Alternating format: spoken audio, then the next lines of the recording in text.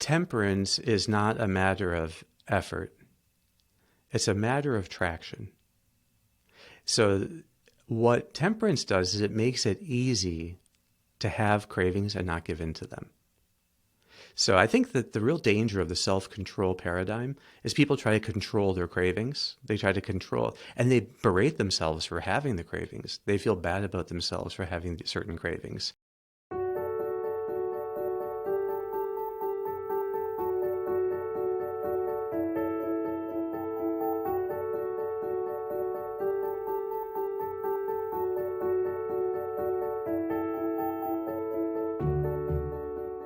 Hey, this is Sharif here with Dr. Kevin Majors for another episode of The Golden Hour. Kevin, good to be here with you again.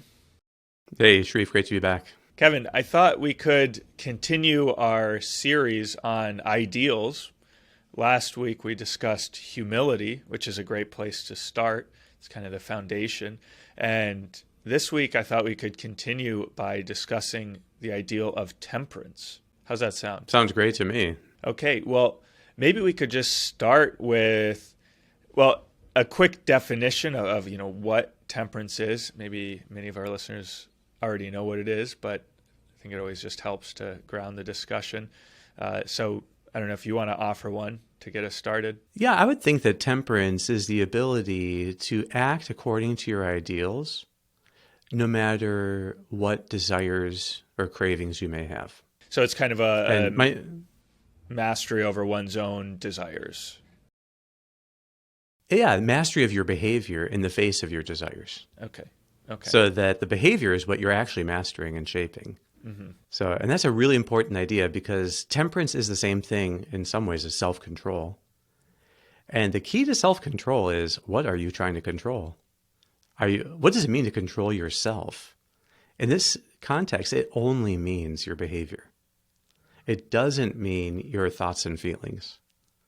And I think what happens is people feel out of control sometimes because they're wishing they could have different impulses and cravings, but they just don't. They keep going along with them.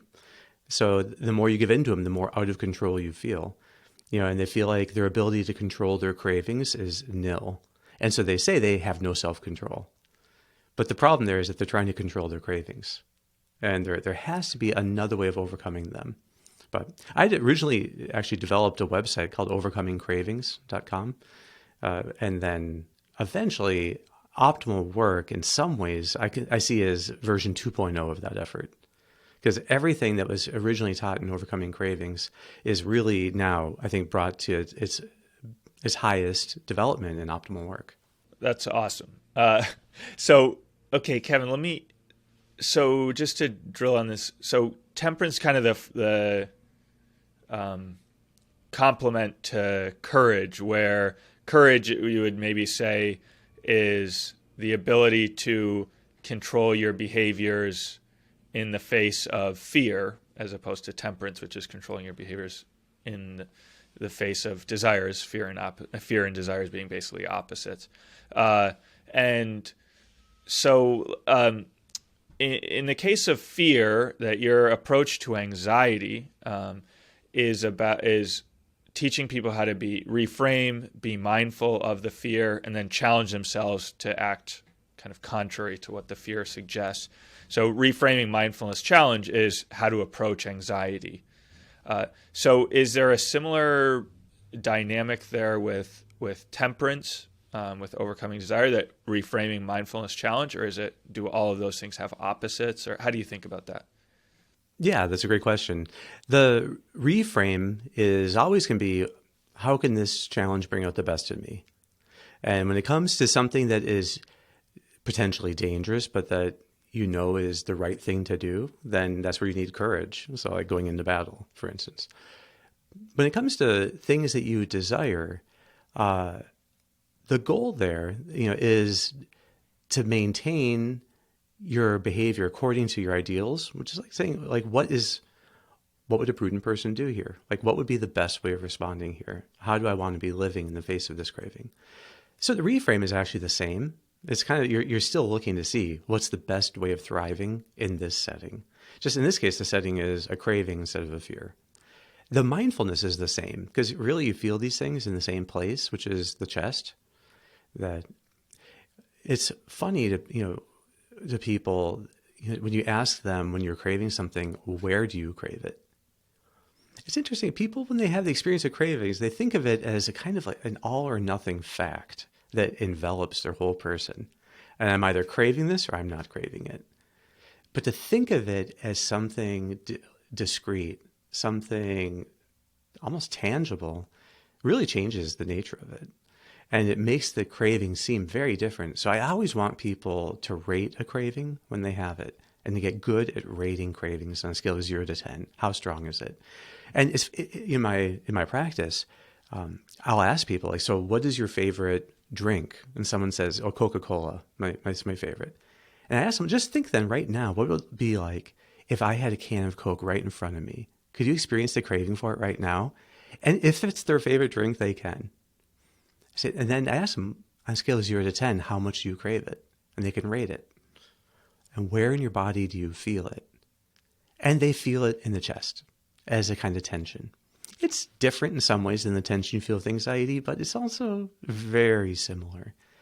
And so it has a different kind of color to it or something, like it has a different emotional hue, but it's still there. And as they feel it, it goes away.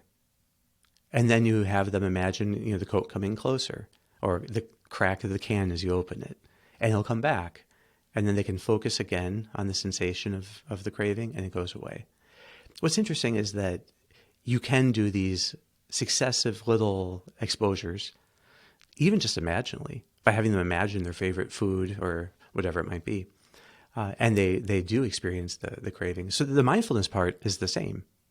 Now, the challenge part is the same too. It's leaning into the challenge. But when it comes to fearful things, leaning in means leaning into the approach.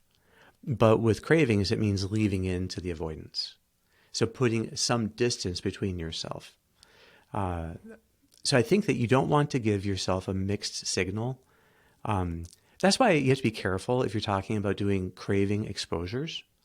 Because the very fact of approaching your favorite food, let's say, well, that is giving a mixed signal. It's like telling a whole bunch of your predictive circuits, I'm about to do this thing. I'm about to enjoy this thing.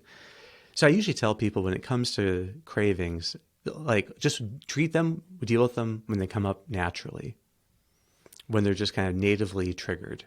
That's the easiest because then you're not having to manufacture the approach. It's just there. And then you can just use your attentional skills to attend to the feeling of it. Is that clear that there is a difference? Everything is in some way flipped, but it's still the same. Yeah, especially the challenge step. There's a flip. It's the valence of that is flipped. It seems like with temperance, the occasions for challenge are maybe more frequent, whereas fear, I don't know how often like someone with a fear of heights has an occasion to go to an extremely tall building. It's like once a month or something. So, it's less training will occur if you just wait for the natural occasions. Let me make a quick comment on what you just said, which is I found the thing of rating 1 to 10, how much do I crave this thing? Like for when I'm working or when I'm taking a break and I feel an urge to use my phone or that type of situation, I found that's the most helpful piece of advice I ever got. Just practical thing is just rate 1 through 10. How much do I want to check my phone right now? Then it's funny, as I do it, it goes down. It's like it starts at a 6, and then by the time I've kind of assessed it, it's like a 2, and I'm like, okay, I think I'm okay. Yeah, that's great. That's great to hear. There is something about rating that makes the thing seem so almost trivial or finite that it's like, okay, well, this is totally doable, and you just stay with it a little bit longer, and it goes down. So now, you mentioned earlier that temperance is about controlling your behaviors in the face of thoughts or feelings. I imagine that some people want to have really great self-mastery, and part of the vision of that, I think, would be to be able to work for long periods of time without getting distracted, or to be able to maintain interior silence for a long time without having some kind of internal thought come up or internal distraction again. So you're cautioning against that view of self-mastery or temperance as kind of a result of a process, or, I mean, how would you think about that? As a result, as an outcome. So that the goal with temperance is to live according to your ideals, to deepen your bonds, regardless of what your desires may be. So that you might really want to watch your favorite show, and you're really attached to this show, but the people you live with, or someone, your partner, someone you love, really has some other goal in mind for that time. So do you prioritize, the bond, and try to be generous there, and to let your preference for that, whatever show you watch together, change, or do you get stuck on what you want? So temperance gives us freedom. And I'm not saying that people can never negotiate things with their loved ones and come up with things that they would both enjoy. And sometimes you get what you want, sometimes the other person gets what they want. But temperance gives you the freedom to make those determinations without the emotional charge, so that you can let things go.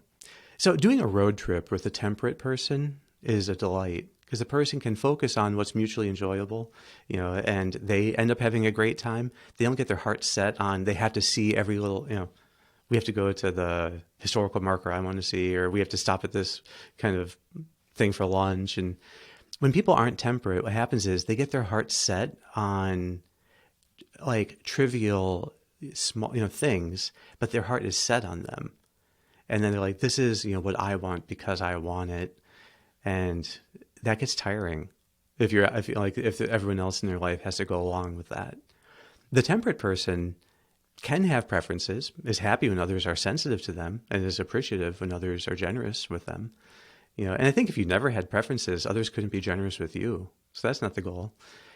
But they're also easy. They can set it aside, and they can do something else. So it's that freedom you have on the inside. I wonder if you could give people maybe some words of encouragement here, because I think sometimes when you're in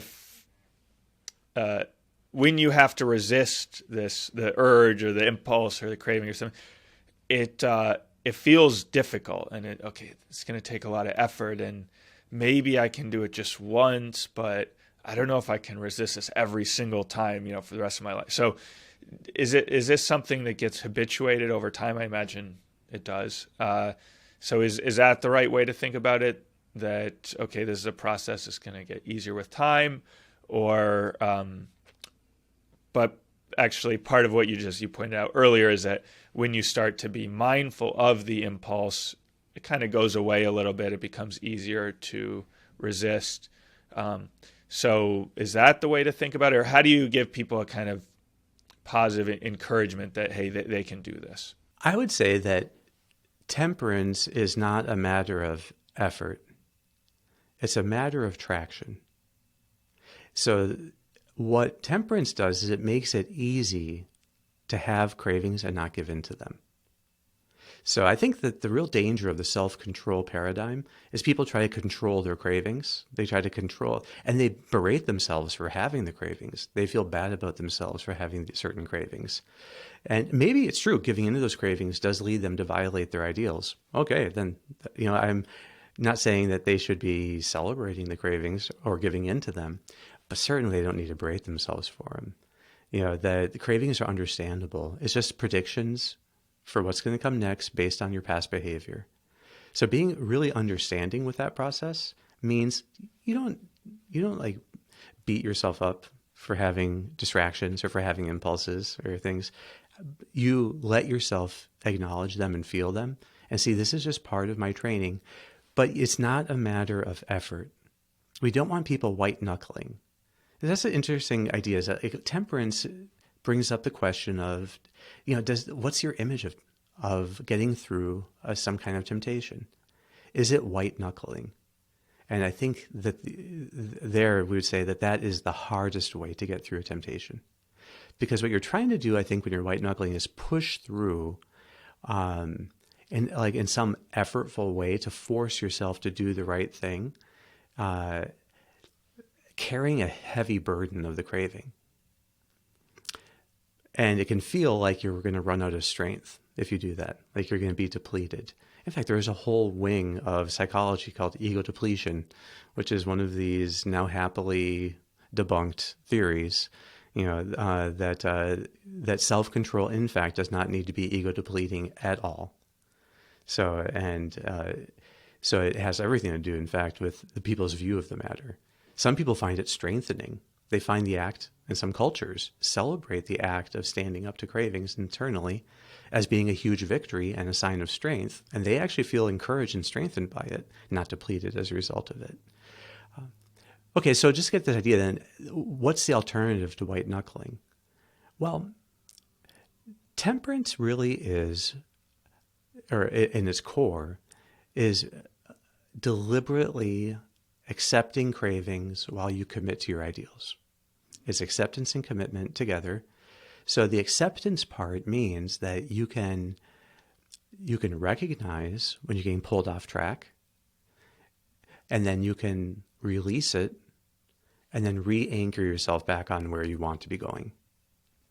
Okay, that's a threefold thing of recognize the wayward impulse, release it, and then return to what you're doing. That is mindfulness. Those are the 3 steps of mindfulness, where the first is detect the intrusion, and then let go of it, and then re-anchor yourself in something in the present moment. So you can already see that none of those steps have to involve effort. How hard is it to rate a craving on a scale of 0 to 10? That might be your way of practicing recognizing it that's really reliable. Seems to me it's no effort at all. Yeah, and then letting go of its very nature has no effort. So it's a releasing. And then attending to what you're doing at hand, or the path at hand, that also doesn't take that much effort. And there's no white knuckling in that at all. And so while you're immersed in the dynamic of a craving, it can seem like the only path out is strenuous effort, and that's white knuckling. But a much better path is to transcend the craving, get above it, be bigger than it. So you rate it, and then you let go of it, and kind of insert yourself into what you were doing. Yeah. So would you say that part of the craving is this sense that there's like a momentum or a tunnel vision, that it just makes it feel easy to continue along the same path? That's my impression, is that when I want to check my phone, it feels so easy to do that. It's just that it's like going downhill or something. It's the course of least resistance, the path of least resistance. But maybe to not check it is not a whole lot of effort or a whole lot of work, or it's not that difficult, but it just somehow getting off the downhill is hard in some way. Exactly. So that is the kind of, so yes, what happens when it's like you do get a kind of negative momentum when you're giving into a vicious cycle. And that is the nature of vicious cycles, is that they pick up speed. So if it's like, if you're going to be rollerblading, I used to rollerblade, in high school and college, and some in places in Dallas, there was just these enormous hills that it was very dangerous to rollerblade down. Of course, it's fun to try, but you're completely out of control. You have a lot of freedom at the top as you decide to go down the hill, but once you're going down the hill, you have no more freedom to decide to go down it or not. And then anything you do could produce a crash. And this biggest hill, there's a stop sign and an intersection right at the bottom. So it was always, you're hoping that there's no cars because you couldn't stop at all. I survived all that, but that is my image in my mind of a vicious cycle, that as you're gaining momentum going down, you just don't have the freedom to change course anymore. So now you can always, when it comes to behaviors that are not mechanical like that, if it's just internal behaviors, it feels similar, but that's only an analogy. In fact, at any moment, it's like you could hover. That'd be like if you're on the rollerblades, suddenly you're lifted off the ground, and now you're hovering a bit above it. So, and you can always get there. and detach from what seems like a train heading one direction. And you can instead just be aware of the train. And so you can recognize it and where it's heading. You can even measure its momentum inside. How strong does the impulse feel? Which is really just a function of, on a scale of 0 to 10, how high is the craving? The higher the craving, the more momentum it's going to feel it has. And then you can practice, feeling it in the chest, and it'll start to go down. And then you can let go of it and re-anchor yourself back on the task at hand. Kevin, we're almost out of time here, but in last week's episode on humility, we painted a picture of the different levels or degrees of humility. And at the top, you have this very beautiful ideal for people to be aiming for. So then I want to just finish with a two-part question. Is one, what does temperance look like at the highest level? Is it all about just resisting these impulses that are contrary to your ideals? Or what does it really look like at the top? And then the second question is, how do you get there? I mean, how do you practice the ideal? If at the lower levels it's about resisting impulses, that's pretty clear how to practice it and be growing in the ideal. Resist the impulses, or transcend the impulses, maybe, as you'd say now. But then at the higher levels, what does it look like, and how do you grow in it once you've transcended temperance as resisting impulse? Yeah. Maybe the height of temperance is the willingness to make sacrifices for love. That the people you love, you're willing to sacrifice your own preferences for them. So that willingness to sacrifice seems to me to be the essential freedom that temperance gives you. So that you have a dominion over what you get your heart set on. And you only let your heart get set on people and ideals and things that actually have meaning. You don't let your heart get set on having that phone or having that kind of house or having that kind of car or whatever it might be.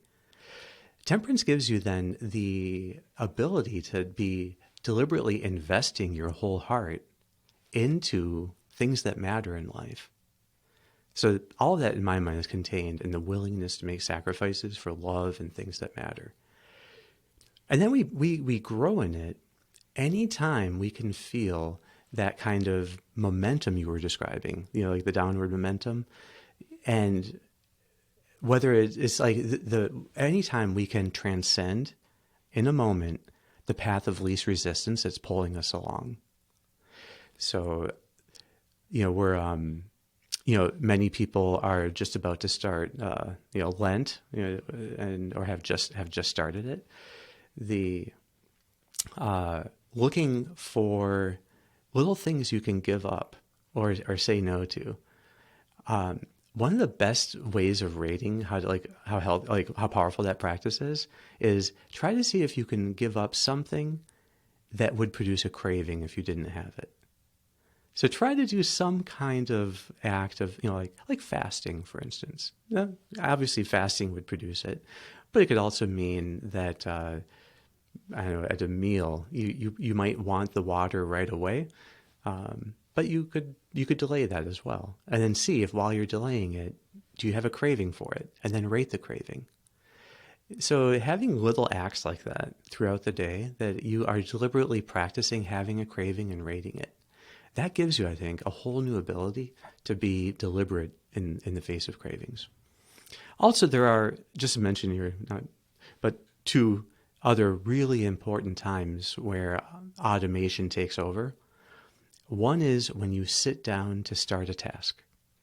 There's a huge automated push to just get started. So in the golden hour as a methodology, deliberately pausing before you start, hovering over the task, planning it out, and then engaging mindfully with it, that is meant to teach people temperance. So that you're having to get away from automation as you begin. And similarly then, the second one is as you end. And trying to deliberately stop on time. So that you are practicing letting go. This is what's called cognitive shifting. But it's the ability to initiate a task at will, and then an ability to stop a task at will and move to the next. So as people practice starting and stopping things on time, they are very deliberately learning to have a new level of self-control. And I think that frees them up then to practice it in even more meaningful ways in the rest of their life. Well, Kevin, I think that's a fantastic note to end on. So No, thank you so much. Thank All you. right. We'll be back next week.